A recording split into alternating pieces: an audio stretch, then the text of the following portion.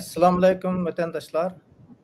Bugünkü Mustaqillik Yolda İzdeniş programımızın 18. sanıga hoş geldinler. Bugün biz Şarkı Türkistan sürgün hükümeti Baş Minister Abdulahad Nur efendimni bu söhbetimizge qayta teklif kıldık. Abdulahad Nur efendim, söhbetimizge hoş geldiniz. Hoş bulduk, rahmet. Söhbetimizni başlaştan burun biz oldu bilen şu vaziyetninki taqazası bilen insan hakları üstüde gap qilamiz. Çünkü bugün insan hakları günü. İnsan bo'lish sifati bilan qanday haqlar bo'lish kerakligini hammamiz bilamiz. Ammo Sharqi Turkiston xalqlarining hech bir insonlik haqqi kafolatga ega emas. Albatta insonlik haqqi kafolatga ega bo'lish uchun mustaqil davlat bo'lish kerak. Ammo hozir bizningki ba'zi tashkilotlarimizda o'ylanayotgan insonlik o'yinlari, inson haqlarini qo'g'dash o'yinlari amaliyotda Xitoyninki inson haqlarini Xitoyning ichki ishiga aylantirish o'yini bo'lib qolyotdi. Shunga oldi bilan mush savolga bu inson haqlarini to'g'risida bir gap qilib boqqan bo'lsangiz, inson haqlari qanday bo'lishi kerak, bu mustaqillik bilan munosabati qanday munosabat bo'lishi kerak degan to'g'risida bir gap qilib boqqan bo'lsangiz, undan keyin biz o'zimizning fikrimizni rahmat Cüret efendim. Euzubillahimineşşeytanirracim. Bismillahirrahmanirrahim. Assalamu alaikum. Şarkı Türkistan halkı. Bugün hümümüzge ma'lum bo'lgandek xalqaro inson haqlari kuni. Mushu 12 ayning 10 kuni xalqaro inson haqlari kuni. Bütün dünya xalqining inson haqlari g'albalik muhofaza qilinsin ve mübarek bo'lsin. Endi inson haqlari degan vaqtda ham hozirgi biz inson haqlari deb so'zlashayotgan vaqtda bu inson haqlari xalqaro o'lchamda bekitilgan bir inson haqlari var. Bu insanlar tarafından bekitilgan bir o'lcham. Bunu hammamiz bilamiz. Bu Birleşken Devletler Teşkilatı'nın insan hakları kanunlarida, anlaşmalarida shuningdek yozig'liq bor. Mening hozir so'zlaydiganim Allah'ın bizga bergan inson haqlaridan biroz gap qilaylik endi. Çünkü insan haqlarini Allah berdi. Çünkü insanni Allah yaratgan ekan yo'qdan. İnsanın haqqini nereden nega haqqi va Allah belgilaydi ya. Bunda bo'lgan ekan bizning islom dini insoniyatning haqqini qo'g'dash uchun yaratilgan birdan. Shuning uchun islom ruhiga asosan bizning qanday haq huquqlarimiz bor degan vaqtda bir insonning jonini qo'g'dash huquqi bor. Jonining emniyeti, amanlığı garantilengen İslam'da. Şunun için dünyanın her qandaq yeride, qandaq irq, qandaq din, qandaq til, qandaq örf adet ilgisi buluşudan qat'i nazar, her qandaq insan jeni amanlık aslida buluş gerek. Jeni qo'g'dilish gerek. Bu noktada bizninki jenimiz qo'g'dalmayotdi. Çünkü vatanimizning Xitoy tajovuzchilari besavag'achqa biz şu vatanning egisi bo'lg'achqa Xitoy bizni yo'qotmasa, u vatanning o'zining qilib olmaydigan bo'lganligi uchun ishg'oliyat niyati bilan, tajovuzchilik niyati bilan Sharqiy Turkiston xalqini butunlay yo'q qilib yetib bordi. Bizning jenimiz qo'g'dalmayotdi. Bizning haqqimiz Xitoy tajovuzchilari tarafidan bo'lab elinib olyotdi. İkinci haqqimiz bizningki aqida erkinligimiz. İnsaniyatning qanday inson bo'lishidan qat'i nazar, qaysi dinda yashasa, qanday aqidada yashasa, o'zining erkinligi. Qur'onda buningda jiq oyat va la ikraha fid-din boshda bo'lish sifati bilan bu yerda har qanday odam qaysi dinda yashasa, u o'zining erkinligi. Ammo Alloh İslamiyatni eng to'g'ri din mush dinda yashanglar deb buyruq qo'yganlar. Ammo inson yana juz'iy ixtiyor beriglar. Şu insan cüzi ihtiyarını kullanıp ben başka dinde yaşayman dese özünün işi. Şunun için biz Şarkı Türkistan halkı Müslüman buluş sütümüz bilen İslam dini Allah tarafından muşiden doğrudan muşunda yaşaysa da buyruk kılınan bir dinde yaşayatımız. Şunda turuluk Allah tarafından belgelendiğin dinimi Xitay tecavüzçılığı yüzüden yaşayamayatımız. dinimiz çekilinevatdı, akidemiz çekilinevatdı. Hatta akidemizgacha buzg'unchilik qilib Xitoy buni qo'limizdan oldi, bu mu yo'q qilyapti, bu mu vatanimizdan qo'ldan ketganligining yuzidan bo'lyapti. Bu inson aqlimizning ikkinchi bosqichimi yo'q hamda bizning qo'limizda. Ikkinchi qismi yo'q. Uchinchi qismi insonningki xohlagancha mol-mulk egisi bo'lish haqqi bo'ladi. Bu mol-mulk sahibi bo'lish degan shaxsiy mulkdan tortib, shu milliy mulk, shu vatangacha. Shuning uchun bizning ajdodimiz Sharqiy Turkistonni vatan qilib qurib chiqqandan keyin 6000 yildan ko'proq vaqtdan beri biz shu Sharqiy Turkistonda yashayapmiz. Bunimi eng oxirgi kelgan vaqtda Xitoy tajovuzchilari kelib vatanimizni hududimizdan elib oldi. Elib olib bizning shaxsiy mulklarimizni bulang-talang qilgandan sirt milliy mulkimiz bo'lgan Sharqiy Turkiston ana vatanimizni tortib oldi. Vatansiz qilib etib bizni yo'q qilish maqsadida shunday qilyapti, irqiy qirg'inchilik qilib boryapti. Bu haq huquqimizni Xitoy tajovuzchilarining qo'lidan tortib olindi. Andan keyin to'rtinchisi aqliy mulk huquqimiz. Biz har qanday dunyoning har qanday bir yerda inson o'zining kallasini ishiltib, o'qib, ijod qilib, bir narsani ijod qilib aqliy mulk huquqi va andan keyin aqlini qo'g'dash huquqi va Xitoy tajovuzchilari bunimi vatanimizni besib olgandan keyin aqlimizga nima qilib, milliy ma'rifimizni yo'q qilib, bizning aqlimizni o'zininki kommunistik zahar bilan zaharlab aqlimizni yo'q qilishga tirishyapti. Bizni manqurtlashtirib, mingimizni yuvib, Xitoy o'ziga o'xshash maxluqlarga aylantirishga tirishyapti. Aqlimizni qo'g'dash, aqliy mulk huquqimizni Xitoy tarafidan tortib olindi, bu haqqimizni qo'limizdan elib olindi. 5-chi huquqimiz her qanday inson dunyoning har qanday yerida xohlagan inson bilan to'y qilib, xohlagan inson bilan xohlagan shaklda bola tepish. Ailega bo'lash, bola chaqa sahibi bo'lash huquqimiz bor. Buni Xitoy tajovuzchilari kelgandan keyin pilalliq tug'ut, uchi-buchi deydigan o'zininki uydurma, sun'iy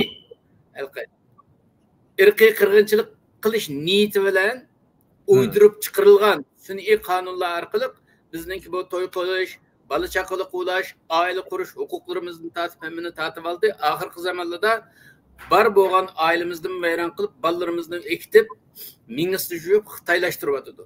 Shuning uchun bu yolg'iz insonlar tomonidan berilgan inson haqlari emas, Alloh tomonidan berilgan İslamiyet yo'lidan kelgan bizning 5 ana inson haqlarimizni Xitoy tajovuzchilarining tajovuzchilik tufaylidan yo'q qilinyapti.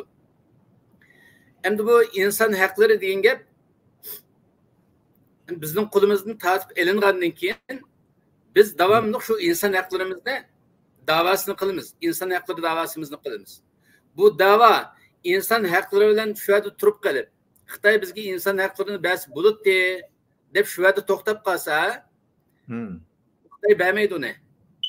Biz inson haqlarimizni kapolatga ega qilish uchun shu besilingan vatanimiz Sharqiy Turkistonimizning mustaqilligini asliga keltirgan chog'imizda, undan keyin bizning shu sanab o'tilgan shu inson haqlarimiz kapolatga ega bo'ladi.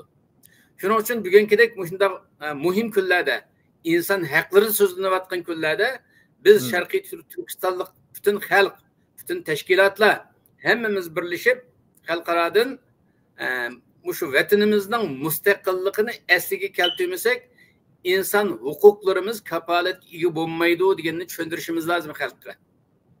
Buni tushundimay, Xitoy bizga inson haqlari rasulutdi, bizni madaniyatimizni unda qirg'inchilik qilyapti, dinimizni to'xtatib qo'yapti deb kichik shoxchilarda to'xtab qolsak, bu Xitoyningki shu nimasi shu.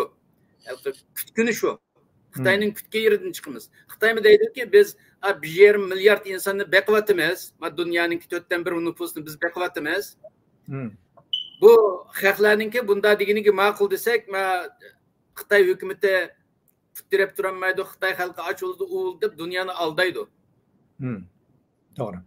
Dunyoni aldab, ankin bular asonliklar bo'lgandan keyin biz ko'p sonliklarning manfaatini qo'g'dimasa qo'ymaydi deb aldaydi. Biz inson haqlarini Xitoydan talab qilsak, Xitoyning ichki ishi bo'ladi.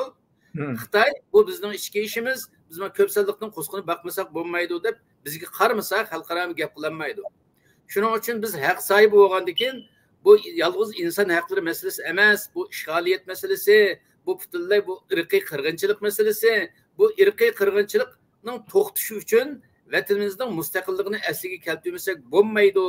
Bizga buning uchun yordam qilinglar deb ash masalaning post kallasini demasak xalqaroga Xitoyning kadrlari chet elga chiqargan da'vochi tunugu urinib olgan Xitoy kadrlari buni halqi bijdam madaniyat qirg'inchiligi deb baqayotgan bijdam u deb baqan shunday qilib Xitoy belgilab bergan katanga so'rashga tirishib ketib bordi. Shuning uchun biz buni o'zimizning da'vosiga o'zimiz ega chiqib Sharqiy Turkiston xalqi bu da'voning xarakterining inson haqlari masalasi emas, bu butunlay irqiy qirg'inchilik masalasi, bir mustaqil davlatning ishg'ol qilinish masalasi deb xalqqa shunday jakarlasak va bu shaklda yordam talab qilsak bu uyg'un bo'ladi. Allah'a bu şekilde dua kılışımız lazım. Ey Allah, bizden Xitay bilen alakamız yok. O düşman, senin düşmanın, Xitay senin kandak düşmanın olduğun bizim düşmanımız. Biz onu bizden hükümetimizde kabul kılmayız. Şunun için senden başka panayımız yok. Bizge çıkış yol bedep, muşu maksatıyla dua kılsak Allah'ın duayımızda icabet kılır. Çünkü Allah hak taraftarı. Rahmet. Demek Xitaylar bizdeki Allah tarafından ata kılınan hukuklarımızın depseni kılıyordu. Faqat ve faqat mustaqillikla bizning bu huquqlarimizningki kapolat bo'lishiga kapolat bo'ladi ekan.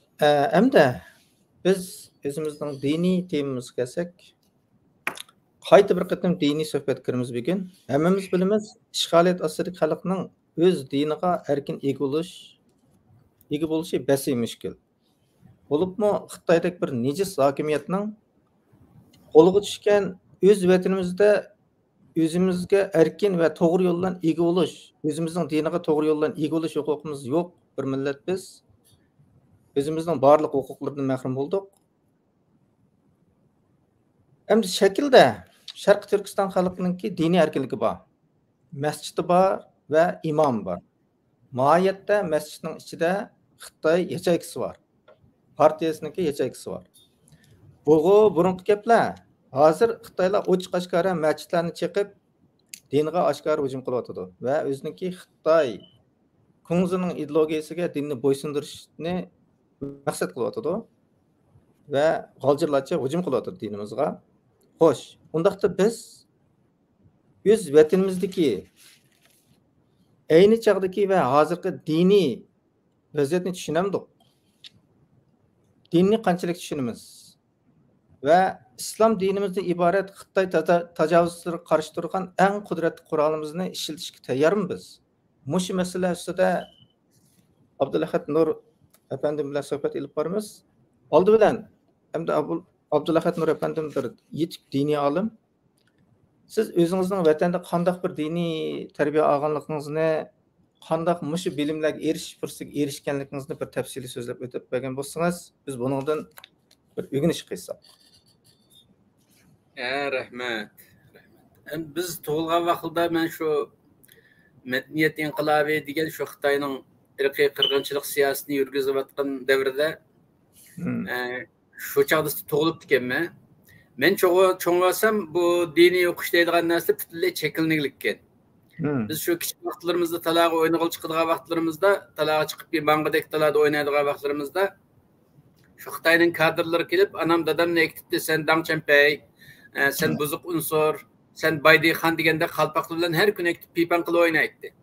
Bu ota-onamiz unda tilishtirayotgandan keyin bizmi xalqlar tarafidan shunday Baydixonning bolasi, Pomchikning bolasi deygandek gaplardan cheklanibdi. Cheklangandan keyin bak kichik bola aldirab teslim bo'lmaydi-ku, kichik bolaninki ruhi pokiz bo'lgandan keyin jiqdasini o'ylanib ketmay, o'zininki ko'ngliga kelganini davrdiga sho'g'andan keyin men shu kichiklikda ota-onamga aziyat qilgan odamni tillaydigan, vaqirab jaqiraydigan kuchim yetmasa, haqliga vaqirab urishadigan ashlar ishlarim bordi.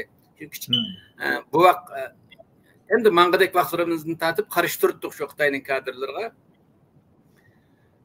Keyin anandan keyin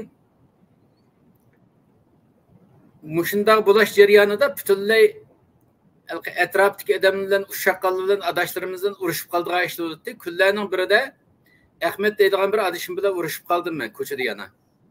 Uruş bu menden bir 2 yaş olsun ben onu yenevettim. Udum hem de. Uğandakin o adamcık ya da sen benim yer yeni yalgan bilen men ve şemsini bilmen sen bilmeysen men yana senden üstün dep kaldı ço bu. Digendenkin bu ve şemsi degen kelime kulkum 5 liralık alınıp gitti.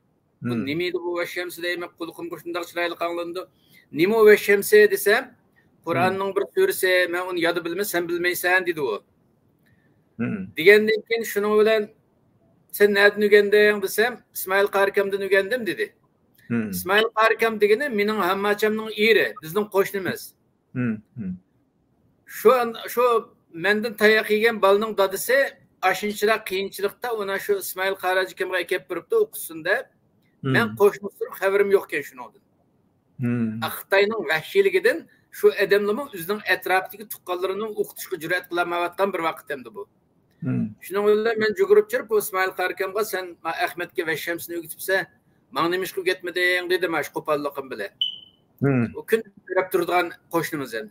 Desem shunda quchoqlab, beshimni silab, "Voy mening balam, chiroyli balam, obdan balam" deb boshlarimni silab ketdi.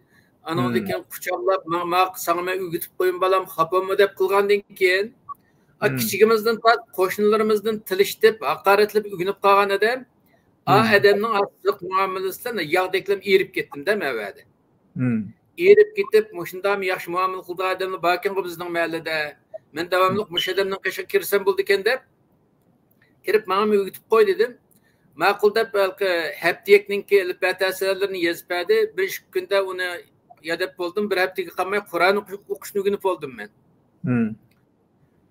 O'rganib olib, anaqaki shuningdan keyin bu diniy o'qishning naqadar go'zalligiga mabtum bo'lib, diniy o'qishga kirib ketdim shu kichik yoshimda. Ondan keyin kelar yildan tortib bu fanniy maktabga bormasa bo'lmaydigan bo'lib qolib, meni maktabga berdi. Maktabga bergandan keyin o maktabga barabamas o bir yezining maktabi hamda o 6 mahalla bor. Qo'chaq dadi shodi deb qo'ydi-ku. Bir dadining maktabida 6 shodi bor.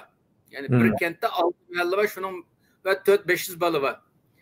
Muvaga berib qo'yib shu birinchi sinfdan boshlaymiz o chaqda. Ma'lum degan odamni chiqib Ablat Nur chiqib o'tirga deb yana bir yerda Mehmet Nur degan bir sav ekan, tunimaydi ekanman. Familiyamiz o'xshab ketgan bilan tuqqunimiz emas-da. Ayna o'xshaydi ekanmiz. Ablat Nur, Mehmet Nur o'tirga chiqadi deb chiqirib, 3-4 odamning oldida pipan qildi, nima qildi desak, ma'qullar nurmay mush zamonda Qur'on o'qishni o'rgan deydi. Men avo tuqqunimning uyda Qur'on o'qisam, o'rgansam, maktabda berib, va uchur berib, maktabdagi odamlarni 3-4 odamning oldida pipan qilib rasva qildi dedi.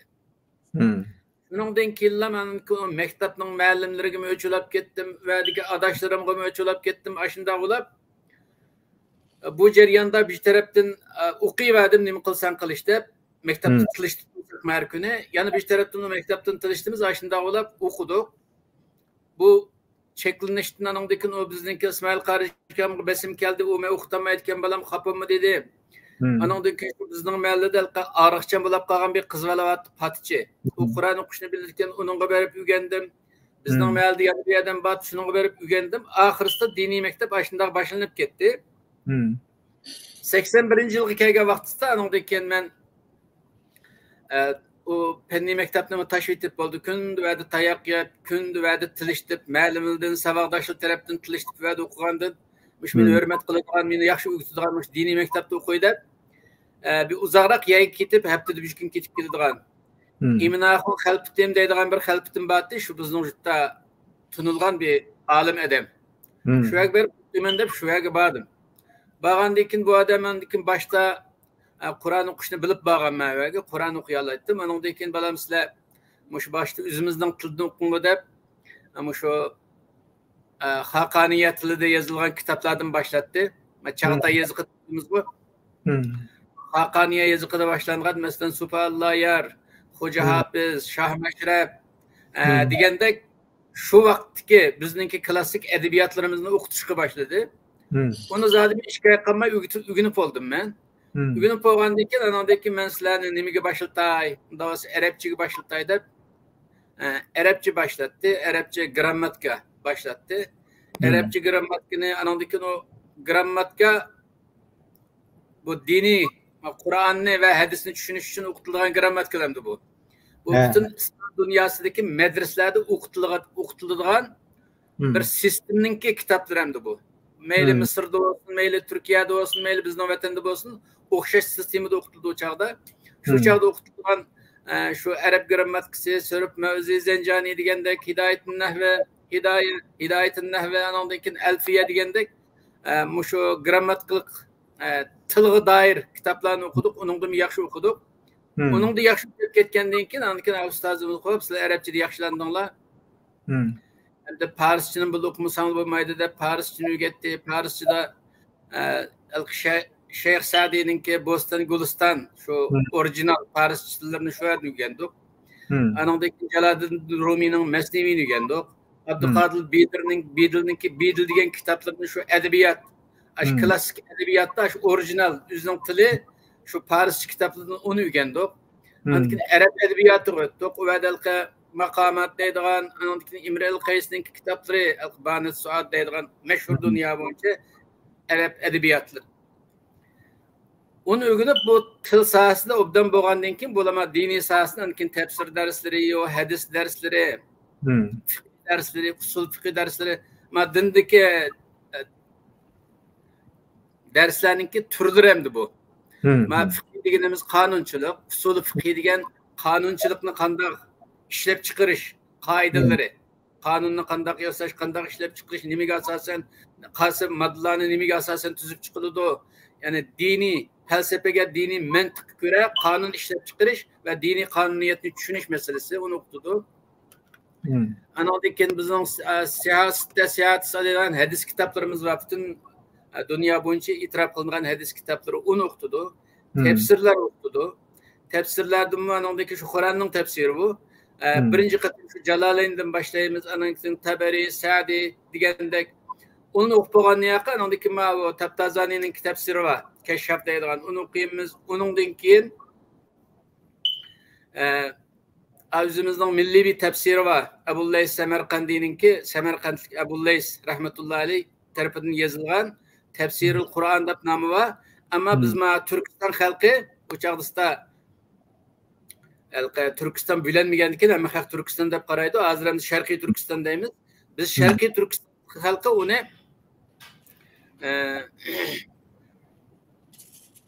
Bahrul Ulum dep ataymiz. İlim denizi dep ataymiz. Az şekildeki tefsirlerini ügetdi. Ügetkendikken bizning o dini medresemizde meyli Parsi cihetdeki edebiyat olsun, üzümüzdeki Hakaniyatlıdaki edebiyatlar olsun, Arap edebiyatı olsun, hadis kitapları olsun, tefsir olsun, tecvid, anadaki bu kanunçuluk, kanunlu qanday yasash meselesi, anadaki onundan mekin felsefe güçümüz. Felsefede İsa Hoca dep bir kitaptan başlayımız. İsa Hoca degen Uygurca bir Uygur'un ismi dek duyuldu. Emniyette Grek dilideki insanın kallasını nurlandırdığın kitap diye mananı bildirdi Grek dilinde. İsa Hoca başlayımız anadaki Şemsiye diyen kitap var. Şu felsefe kitabı. Anadaki Sullem diyen şurada diyen gap. Pestin asmanı çıkıdığın şurada. Sullem katarlık aşağı klasik felsefe kitaplarını okudu. O hem de bizden bir yazı bu. Yazı boğan böyle şu ustaz aşınçılar penlerinin hemmesini bildiğin ustazlar bizden Şarkı Türkistan'ın yazıları da battı. Mesela ustazımız İmnan Xiyat'ın Kaşgar'daki Kaşgar'da okutken anadaki Musa Muftahunum diyen yoğun bir zat okutken. Musa Muftahunum Kağılıktaki Tecelli Hazretine şagitti. Bu Tecelli Hazretine halka bu şiiriyette, edebiyatta dank çıkaran yoğun adam. Hazır şiiriyette ilmi uruz deyildi. İlmi uruzda veznler var şiirlerinki. Ama Tecelli'ninki yazgan şiirlerde ilmi uruzdan eşip onun da yok veznlerini icat kılıp şiir yazgan adam. Mesela eserlerin aslında Berk Tecelli var. Berk Tecelli diyen Parisçe. Sebeka Mücelli var. Bu Arapça yazılgan şiirler. Aşındaq derecede Arap şairlerinin, Arap edebiyatlarının ütep ketken derecedeki yoğun alımlar bizden vatanda var. Şunun şagirdleri hem de ustozlar. Bizning vatandagi shu diniy sistem mushundoqdi. Keyin anandan keyin men ustozimizni o'qib 85-yilga kelganda men Qashqarga borib o'qiy desam, ustoz dedi, Mishada yaxshi o'qidingiz siz hamda. Qashqarga borsingizmi? Shu biz o'rgatgandan ortiqni o'rgatmaydi, berib ko'rib keling. Ammo Mishadan deb qo'yay, Qashqarga borsingiz, bizmi o'rganmaysiz, buning ustiga bir narsa qo'yolmaysiz dedi. Shunda o'zim barpa qilib deb borsak, rost ashundaq ekan. Shu Qashqar shahrining hammasida mayli xalqlik madrasada bo'lsin. Men shu xalqlik madrasada yana 85dan tortib 89gacha yana xalqlik madrasada o'qidim. Artıq bilim bo'lmagan bilan yana nurg'u yerdan kelgan insonlar bilan tanishganmiz, qarindoshlar ekan. Bir tarafdan o'qib, bir tarafdan mudarrislik qildim men Qashqarda. Shu Qashqarningki o'qishi, vatanimizningki shu o'qish sistemasi mushundoqda milliycha o'qish bordi. Shu hamda Xitoy biroz siyosat jihatdan kengaytirib qo'yib bergan bir vaqt bo'lgandan keyin xalqimiz ichidagi diniy olimlarimiz shunda ichida nima ilm bo'lgan bo'lsa shu shaxsni berib insonlarimizni shunda yaxshi tarbiyalagan. Ammo 89-yilga kelgan vaqtda Xitoy buningga chidamay, andan keyin 85-yilga kelgan vaqtda Xitoy o'ziningki diniy maktablarini ochamiz degan nimalar bilan ularga diniy maktab ochishga boshladi. Xitoy o'zi diniy maktabni ochib bo'liblar, andan keyin bizning milliy ma'rifimiz diniy madrasalarni taqib etdi. Ta'did qildi, taqidi, o'qiyolmas bo'ldik. Anki Xitoyda o'qib chiqqan odamlar ahli ilm bo'lmay, o'tganki suhbatimizga terminologiya bo'yicha ahli ilm bo'lmay, Xitoyda o'qib chiqqanlar ahli kitob bo'lib chiqdi.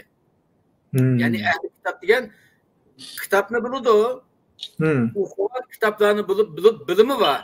Ammo bu bilimni xalq uchun ishlatmay, Alloh rizosi uchun ishlatmay, Xitoyning rizosi uchun ishlatadigan sun'iy manqurt imomlar, manqurt olimlar yetishib chiqdi. Buni Xitoy shu irqiy qirg'inchilikni planlag'achqa shu chaqdan tortib bu xalqni hamon yo'qtimiz. Shu yo'qitish jarayonida buni ishlatib, shu mingisi juyilgan mullamlar orqali bu xalqning mingisi juyib osmolasiyani texmi tizlatimiz ve irqiy qirg'inchilikqa g'ing qilmaydigan bo'lib, voy sabr qiling deydigan mollamni ijod qilib, shunday boshqaramiz degan plan bilan o'ttirg'i chiqargan Xitoy ma'arifi. Shuning uchun 80-yildan 85gacha shunday bir chiroyli o'qish bo'ldi. 85dan keyin Xitoy ahli kitoblarni chiqarib diniy ma'rifimizni cheklayotdi. Shuning uchun Xitoyning qo'lida o'qib qolganlarningki, mayli vatanning ichida bo'lsin, mayli vatanning sirtida bo'lsin, Xitoyning puli bilan, Xitoyning dastigi bilan o'qib qolganlarning Sharqiy Turkiston davosiga qilchilik foyda yetkazmaslikning sababi shu. Undaqda bu shu Islom instituti deb bir oliy maktab bo'ldi-ku. Uningdan sirtmi qurgan, uningdan tuban darajadagi nimalar bormi Xitoyninki hukumat tarmoqidan qurgan? Ba viloyatlarda shunda kichik tipdagi insonlarni tarbiyalaydigan Xitoyning maktablari bor. Nimadiki Urumchidagi Islom instituti deb boshida instituti deb. Men hamda shu chaqda 85da hamda bilmagandikin biz u chaqda siyosiy angimiz bilan eshitib ketmagan bo'lg'achqa men shu chaqda shu Islom institutiga berishga imtihon bergan. Berib imtihondan ayt %100 o'tdik dedik. Shu yerga boramiz deb bo'lsa, to'saq bizni amma devaga. Ammo qandakin o viloyatlik bijada bir kadrvat cho'ng bizningki shu madaniyat inqilobida bizning qo'g'landi ulab shu bizning tunishib qolgan bir kadr tu keyin amaliy asliga Qashqarga qaytib ketgan. Meni ammaga vaqtida shu nimishqa amma deb uqpiramdiki deb ashni Qashqarga berib so'dim men. Men imtihondan bek yuqori o'tdim. Asli hamma haq sen borsan deganda bu tanlashga kelgan vaqtida Muhammad Salih Damollamni kelib tanlagan shu chaqda. Shu Muhammad Salih Damollamni kelganda shu chaqda bir yuqumliq kasallab Xitoy virusidek hech kim bilan qo'llashib kurashmay uzoq turib, metrlarcha uzoq turib so'zlashib ashunda tanlab ketgan shu odam. Shu chaqda meni ammada palon napto desam, u odam kulib ketib, siz nima deb o'ylaysiz? Nima uchun ochdi bu hukumat bu maktabni deydi? Degandan keyin shu o'qitimiz deb ochganda desam, siz sizni men bilimi avadi kichigingizdan tortib falan unsurning adami buning unsuri deb sizlar haqoratlanib cho'ng oldinglar. Sizni ammaydi vaga. Shu Xitoyga sodiq, mush hukumatga sodiq ishlaydigan odamni, ishongan odamni oladi. Uning uchun siz kallangizni xotirmang, sizni ammaydi, xotirjam bo'ling deb qo'ydi u. Shuningdek xotirjam bo'lib, biz o'qishimizni davom qilavergan shu xalq madrasasida. Undaqda bu nimada odatda Xitoylar bu masjidlarga imomni o'zlari bekitadi. Bu imom tanlashda ular qanday bir o'lchamni qildi? İmam tanlashda shu qo'sqida umid yo'q. Shu mashhurlashgan amroq Avruparas odamlarni jiqroq tanlaydi.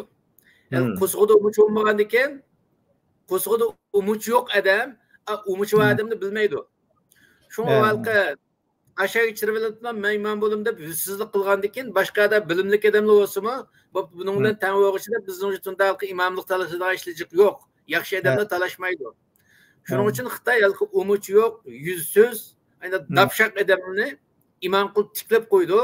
Uni bijimi bilmaydi. Aningdan keyin 8 kunda bir qatim, bir oyda bir qatim mayli seçib sildiga obda imomlar, millatlar ittifoqligiga obdan xizmat qilyapsizlar. Xo deb qo'ysa Xitoy bizni xo dedi deb anandaki shu to'xtamay ishlab ketgan gap Xitoylarga. Shuning uchun vatandagi Xitoyning tanlagan imomlari biri bilimsiz, qo'saqda umid yo'q. Ikkinchi Xitoyga sodiq maxluqlar. Shu Xitoyningki kommunistik ideyasi bilan zaharlangan Xitoy kadrlari desak bo'ladi. Shuning uchun u vatandagi Xitoy tanlagan imomlar bizning diniy sohasimizga vakillik qilolmaydi.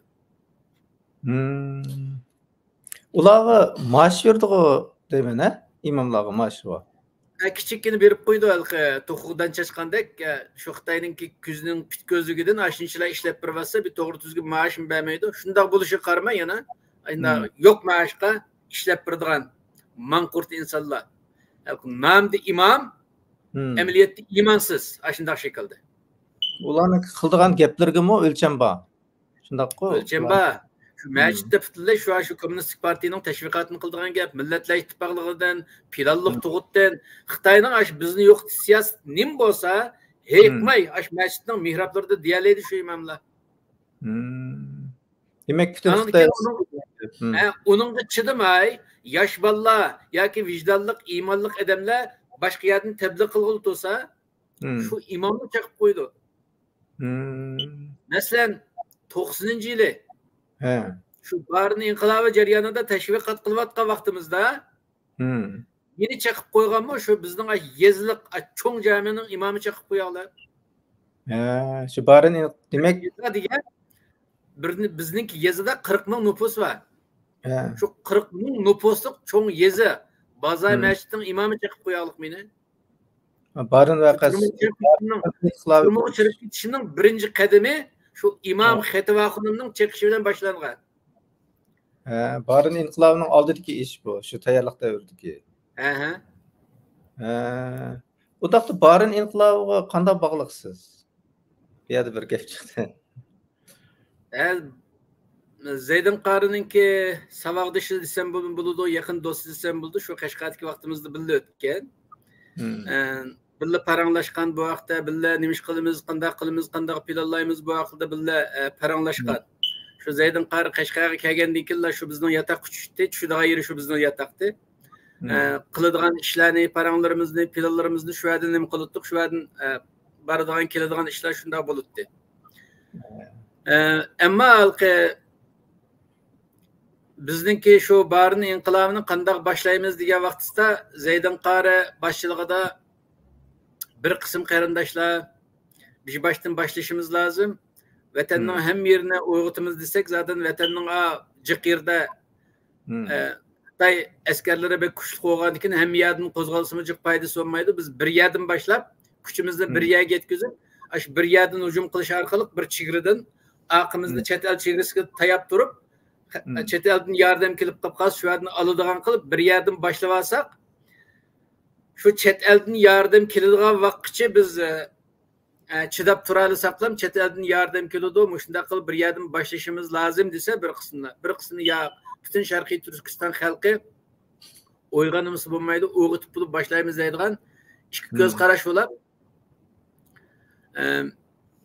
bu ko'z qarashda andan keyin eng oxirgi nimada biz shu vatandagi uyg'onganlarning hammasini mush Qashqar tarafga, mush Opal, mush Atosh shu tarafdagi chegirlarga shu yerga yerlashtirib, shu yerga uzuq-tuzuq nim qilib, biz boshlashni bir yerdan boshlab olsak, men Sovet yiqilyotdi.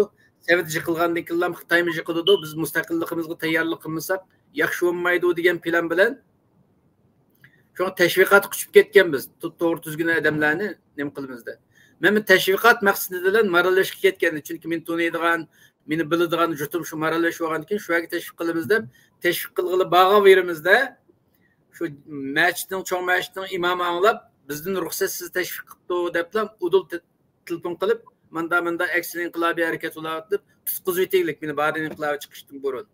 Shu bari inqilobi chiqqan vaqtda men turmudulab qilishimning sababi shu. Bu bir cho'ng uchur bo'ldi. Ko'p rahmat. Endi biz Uyg'urlar sunniy mazhab hamda. Biz hozirgacha Uyg'urlar emas, Sharq Turkistondagi Sharq Turkiston xalqi, islom xalqi, turk xalqi sunniy mazhabdir. Ammo bu Xitoylar yakindimi bir yerdan bir Shiva mazhabini tepib, ularni tashviq qilib, ularga Ironga o'zining o'quvchilarini o'rgatib, Shiva sunniy mazhab emas, onun aksicha qarshi tarafdan bir xil tashviqotga o'rin hozirladi. Bu bir o'yanmi sizningcha? Bu Uyg'urlarni boshqacha qilib ko'rsatishmi xalqaro? Bu o'yan. Xitoyning yolg'izlar bu ish emas, yolg'iz Shiilarni tarbiyalamaymiz. Shiilarni tarbiyalayotdi. Bular mush yakin atrofidagi mush Shiilarni jiq tarbiyalayotdi. Xitoyning bunday qilishlik maqsadi halqa Uyg'urlarning kimligini Şii ko'rsatish orqali sunniy dunyo, ahli sunniy vel jamoat dunyosidan ayritish bir bu planım var.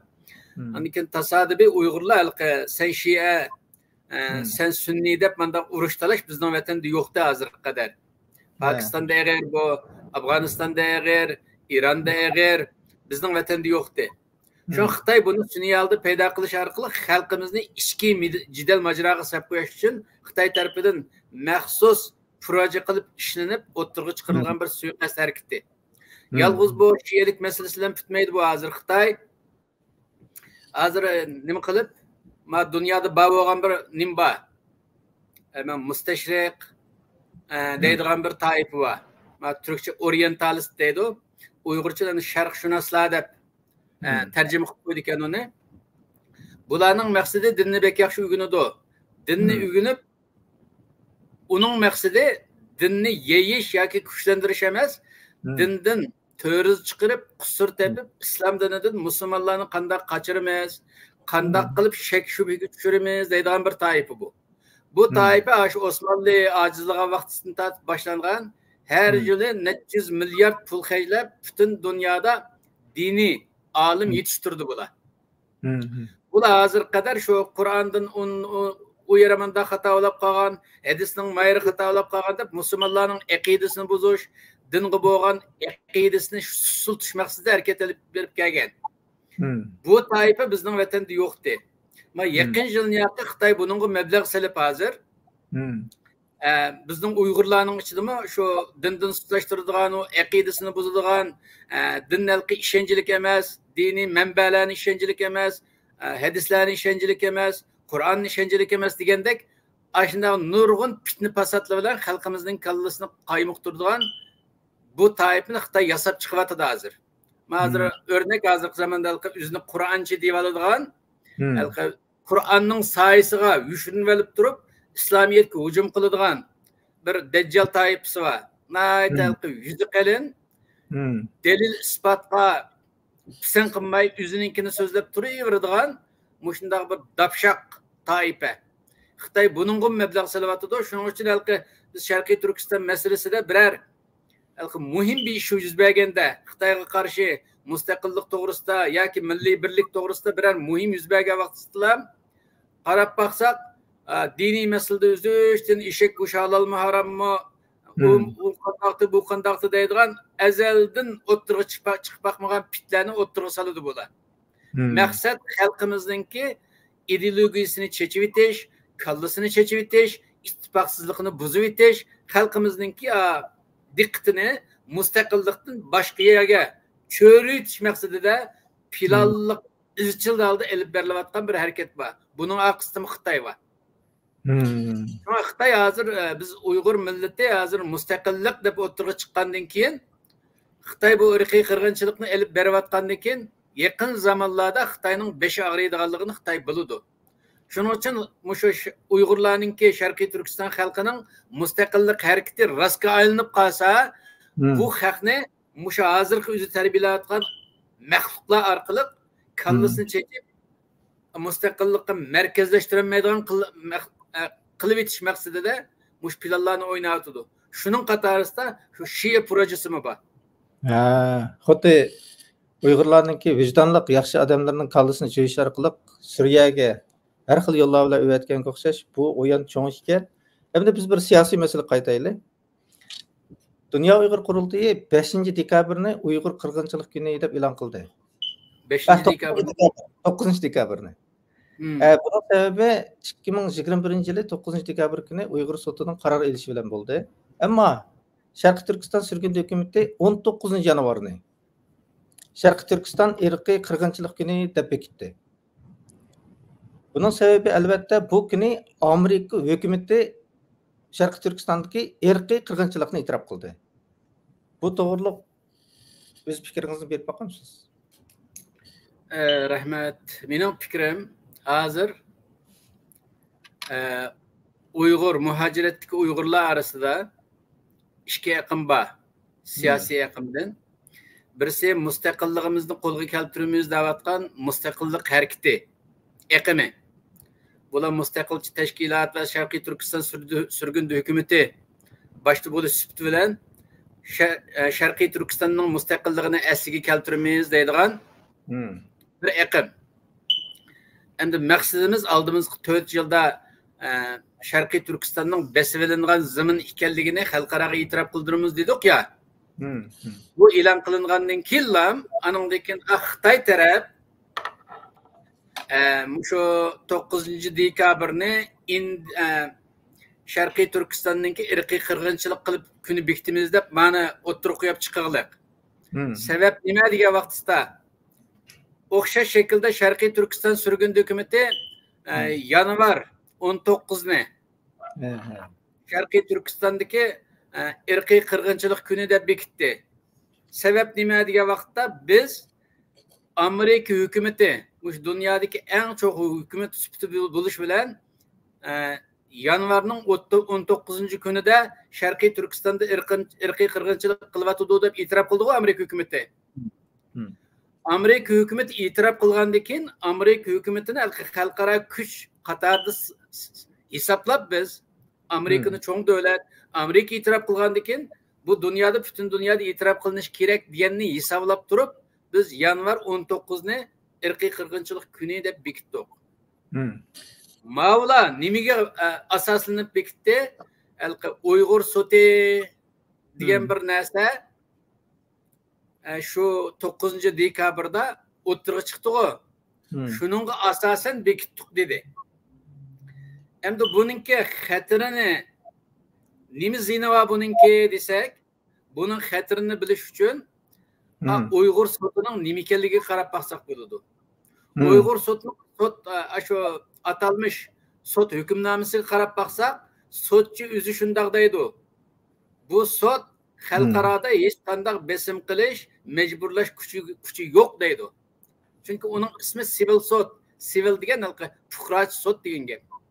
Bu pulimiz bo'lgan vaqtda ko'chadan pensiyaga chiqqan sotchilarni, pensiyaga chiqqan huquqchilarni bijaraga kelib, mana deyman shularni sizlar bilimingizga asosan, hozir mushu qo'limizda va mush paksiga asosan sizlar bir hukm chiqirpiringlar desak, pensiyaga chiqqan ko'chdagi odamlar kelib, bijaraga kelib, hukm chiqargandeklar bir ish, kichiklarning o'yinchiqidek bir ish. Uningki xalqaro hech qanday besimi yo'q. Buning shu xabar qilishdan boshqa hech qanday foydasi yo'q bir sot endi bu. Bu sot foydasi bo'lmaganning sirtida boshda bizning vatanni Şinjan Uyg'ur Avtonom rayoni deb ilg'liq. Xitoyning og'zi bilan ilg'liq. Sharqiy Turkistonda demaymiz. Sharqiy Turkiston xalqi shunday yaxshi ko'rsin demaymiz deydi. Demek ki Şarkı Türkistan'ın halkının Şarkı Türkistan ismini yaxşı ko'rganligini üzülepti şu sotda hükümnamesinde atalgan hükümnamede. Ama halk yaxşı ko'rgan turuluq bu namni işletmey terepsiz alda Şinjan Uyghur Abdunum Rayın deb alırız depti. Terepsiz dep turib terep tutuptu bir. Ananiki bu hükümnamının hech qanday mecburlash kuchi yo'q, xalqarada inovat yo'q ekanligini o'zi e'tirof qildi. Anandan keyin biz xalqni Sharqiy Turkiston xalqini eng yomon yeri, jon oladigan yeri indigenous minority deb turibdi. Indigenous bo'lganda minority bo'lgan vaqtda qanday xatar bor? Indigenous xalqaro qonunda mustaqillik huquqi bo'lmaydi. Masalan, Indigenous'ninki xalqaradagi politika, xalqaro siyosatning ma'nosi nim degan gap deb qarab baqsaq, davlat qurib baqmagan, davlat qurish engi yetilmagan, not mature. Başqa bir millat tarafidan g'amxo'rlik qilinayotgan, masalan Xitoy tarafidan g'amxo'rlik qilib beqilayotgan, u millatdan ayrilsa yashayolmaydigan, ibtidoi, yavoyi, qaloq bir yerlik oz sonliq toifa degan ma'nosini bildirdi indigenous. Bu indigenous biz yashayotgan Kanadada bor. Bu shu yaqinimizda shu kunda ko'rib turimiz o'lni. Ularningki mustaqillik huquqi yo'q. Nima uchun? Ular indigenous bo'lganligi uchun. Biz indigenous bo'lsak, bizning mustaqilligimiz bo'lmaydi. Mas atalmış sot hükümlerimizde Şarkı Türkistan halkını indigenous deb e'lonlab. Bu sot atalmış sot bizning mustaqillik huquqimizni butunlay yo'q qilishga tirishgan bir sot.